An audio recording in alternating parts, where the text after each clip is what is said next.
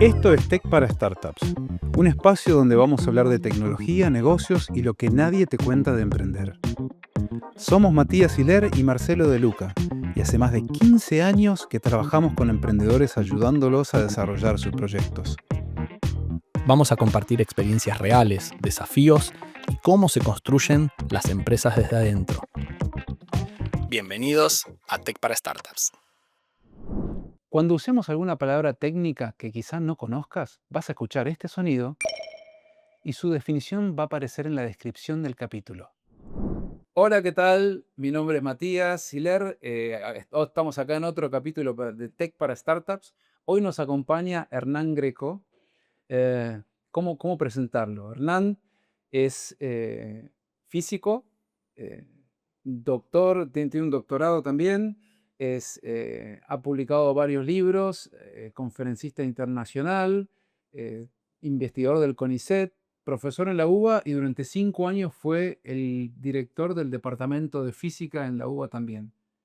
Y también emprendedor. Entonces, hoy lo invitamos sobre todo porque nos gustaba un poco conocer cuál era su visión de la academia y el paso de la parte académica a la parte de startups.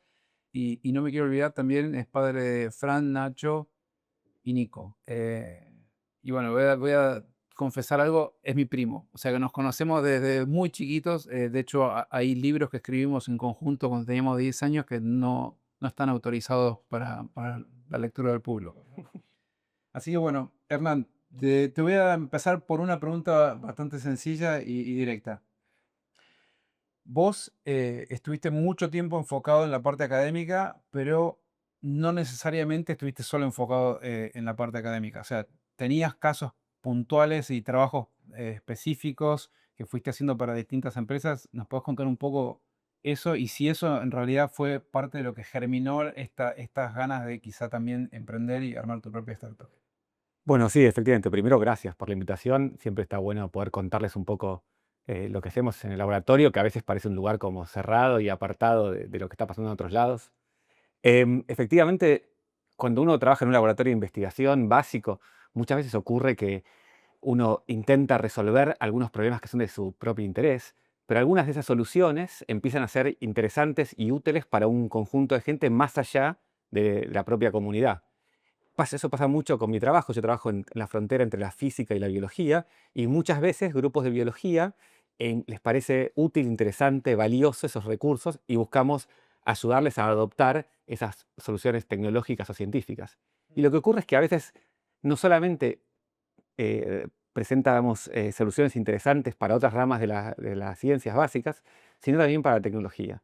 Y nos empezó a pasar que algunas de las ideas que trabajamos en el laboratorio decíamos, che, esto puede servir para la industria del petróleo, o para la industria satelital, o para la industria electrónica. Y en las conversaciones con esas industrias empezamos a validar esas ideas, a ver, bueno, ¿realmente les interesa o no? Y efectivamente, como decís, mucho del el interés por empezar a transferir y a generar una startup arrancó ahí, en este despertar de valor que veíamos en lo que nosotros hacíamos por parte de otra gente. Realmente es un proceso súper interesante. Hicimos cosas con Satellogic, trabajamos en el desarrollo de una cámara hiperespectral, trabajamos también con IPF Tecnología, el desarrollo de soluciones basadas en análisis de imágenes, con empresas vinculadas a análisis de agua. Todas estas cosas surgen en el laboratorio y esos métodos surgen tal vez con otros propósitos, pero de repente vemos aplicaciones, ¿no? Claro. Y ahora, todo esto lo hacías desde el lado académico, ¿no? Correcto. Este son el tipo de cosas que pueden hacer desde la UBA, desde el CONICET, en desarrollar este tipo de herramientas. Ahora, ¿cuál es tu visión? Porque hablamos de empresas muy grandes y Sí. hablamos de academia, pero hay un hueco ahí en el medio que... Enorme, sí, que hay que cubrir. Y Ah, esa es la dificultad, creo, de muchos países emergentes y en particular de Argentina. Los países que han logrado transformar ciencia en valor tienen un ecosistema de startups enormemente rico, enormemente dinámico, donde las empresas se crean e intentan y vuelven a intentar y vuelven a intentar, financiado tanto por nivel estatal como por empresas privadas ese ecosistema emprendedor es algo que Argentina está emergiendo, se está haciendo mucho trabajo ahí, pero todavía falta. Creo que hay algunos aspectos importantes para discutir. Uno es que los que trabajamos en la universidad o en institutos de investigación básico, en general, las ideas que ahí trabajamos son para muy largo plazo, décadas, ¿no? Las tecnologías que uno desarrolla ahí tal vez impactan recién en la sociedad 40, 50 años después. Igual hay un montón de cosas que nosotros hoy disfrutamos de nuestros teléfonos, nuestra vida cotidiana, en la salud, arrancaron de un desarrollo hace décadas en la universidad sin ninguna aplicación concreta. Bueno, de hecho, la IA dicen que arrancó en los 70. Exactamente, exactamente. Y recién ahora estamos viendo sus frutos, ¿no? Em, entonces me parece que hay algo súper valioso ahí de que financiamiento de ciencia básica genera ideas nuevas y además muy desafiantes, genera sobre todo personas altamente calificadas para poder resolver problemas abiertos. Esas personas después se involucran en distintas áreas del conocimiento, no necesariamente la ciencia básica, también en empresas aplicando las metodologías que aprendieron para resolver otros problemas, y también genera capacidad instalada, microscopios, telescopios, sistemas de caracterización, un montón de cosas que distintas industrias pueden aprovechar. Entonces, eso siempre tiene que estar y Argentina es enormemente rico en ese capital. Tiene personas, instituciones, experiencia, tradición en todo lo que es ciencia básica.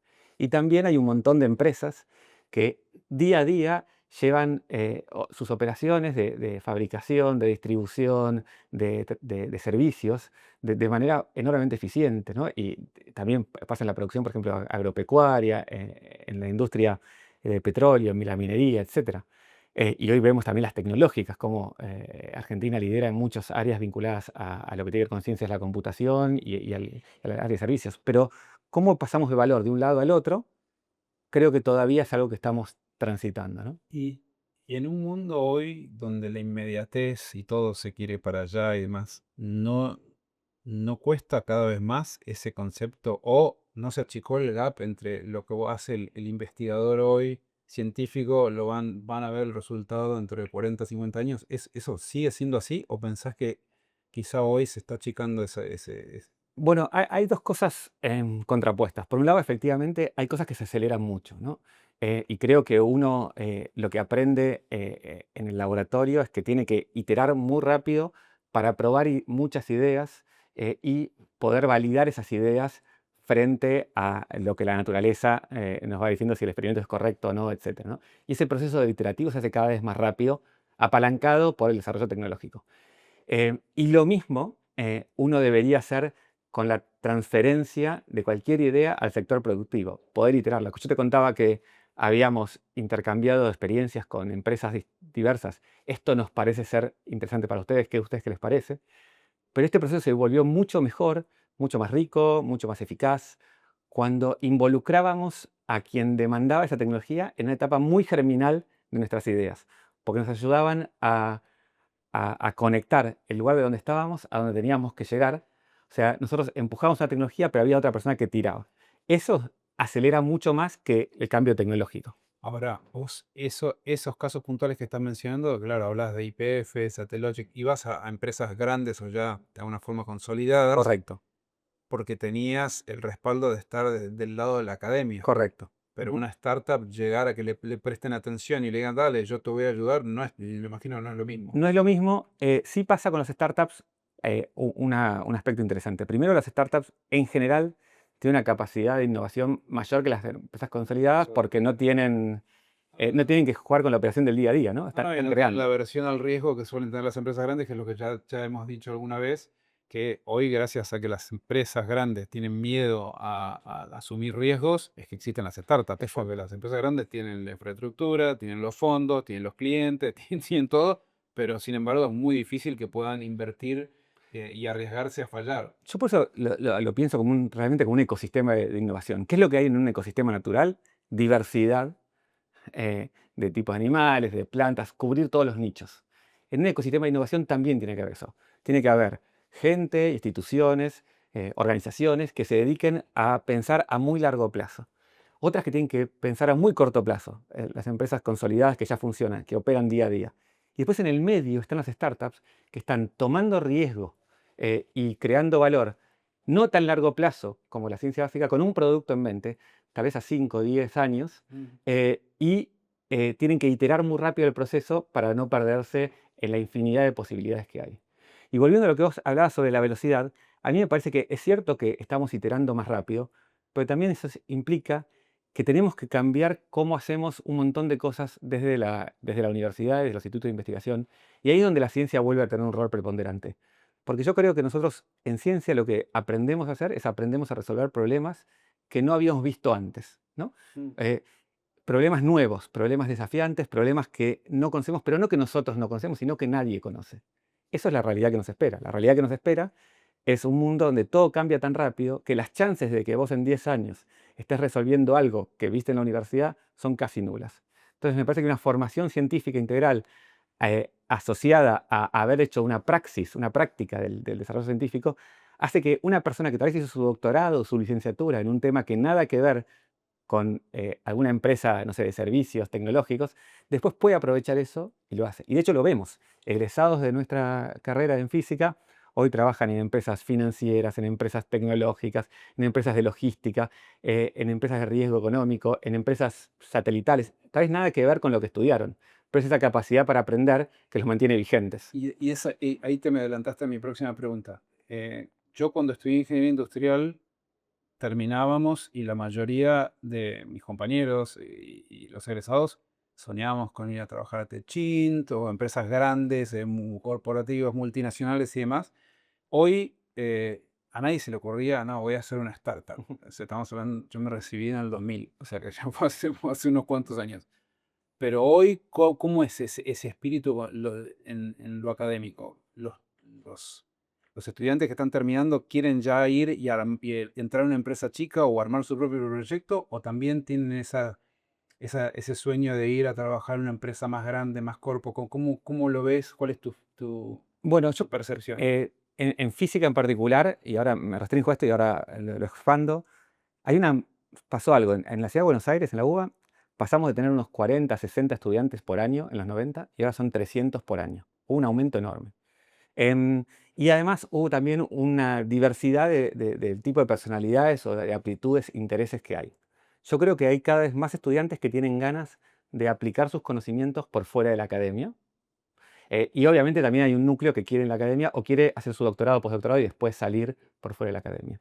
Entonces esa diversidad es buena porque implica que podemos ir a un montón de lugares. Y además lo que vemos es que em, lo que ellos aprenden en la facultad realmente sirve. Hay algunos estudiantes que tienen la idea de ir a una empresa muy grande, pero a una corporación, pero algunos quieren quedarse en la academia y la startup les presenta un lugar como muy único, porque es un lugar que tiene algunas reglas muy parecidas a la academia, ¿no? Grupos chicos, altamente dinámicos, altamente interdisciplinarios, donde estás todo el tiempo resolviendo un problema abierto que cambia día a día. Eso, para una persona que estudió ciencia, es súper interesante. No, y si es una buena startup donde te dejan asumir riesgos, fallar y volver a iterar y volver hasta que lo encuentres, ¿no? O para mí, algo que identifica la startup es justamente reemplazar esa versión al riesgo que tienen las empresas grandes por motivar a que tomes riesgos y a que te puedas equivocar. No, absolutamente.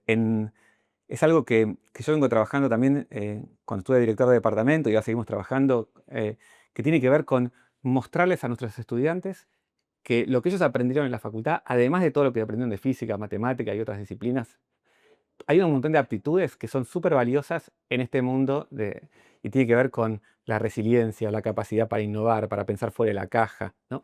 Y que son todas aptitudes que en la startup súper sirven. Y la otra es el trabajo en equipo, ¿no? El trabajo con otros, que también es muy valioso. Y entonces algunos quieren ir a la startup como lugar para ver si les interesa ese mundo o no. Todavía el número de estudiantes que arman sus propias startups o que trabajan sus propias startups es chico respecto de lo que podría ser, ¿no? Pero el ecosistema innovador en Argentina está creciendo y ojalá siga así. Y te hago una pregunta. La llegada de la IA, lo que nosotros estamos percibiendo es que la IA, bueno, está sobreestimada y subestimada. Se cree que con la IA vas a poder hacer todo. Le escribís 3 líneas y te hace la aplicación y el lance y el plan de marketing y comercial, y después la realidad es que no está así. Pero tampoco es que no te hace nada. Entonces, Correcto. la parte académica, yo me imagino que ustedes están formando a gente que va a salir con un perfil junior y hoy la demanda de juniors, por lo menos por cómo estaban planteados, empieza a desaparecer porque el trabajo que hacían los juniors, ese sí se puede reemplazar con la inteligencia artificial. Entonces, ¿cómo impacta eso en la salida laboral cuando terminas la carrera y sobre todo en la motivación de la gente que quiere salir, bueno, terminar la carrera y quiere salir a buscar un trabajo, pero nadie está queriendo contratar a alguien sin experiencia?